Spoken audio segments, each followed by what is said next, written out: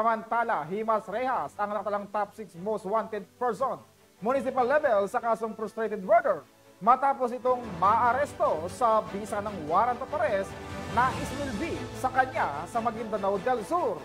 Ibabalitayan ni Patrolwoman Judy Ann Alibo. Ang tinagurang top 6 most wanted person municipal level sa kasong frustrated murder sa isinagawang operasyon ng mga tauhan ng Dato Abdullah Sangki MPS sa Barangay Talisawa, Dato Abdullah Sangki, Maguindanao del Sur noong ika-7 ng Hulyo taong kasalukuyan. Kinilala ni Police Major Pablo C. Buloy Jr., Chief of Police ng Dato Abdullah Sangki MPS, ang akusado na si alias Dom, 20 anyos, binata at residente ng naturang lugar.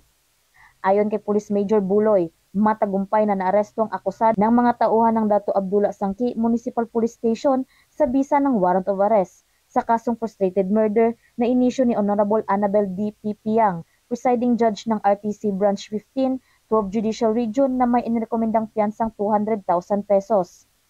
Ang naarestong akusado ay dinala sa Dato Abdullah Sangki MPS para sa tamang disposisyon.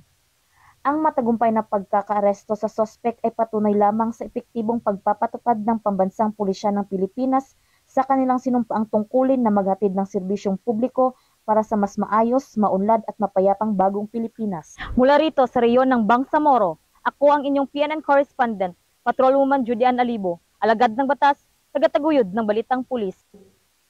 Maraming salamat, Patrolwoman Alibo.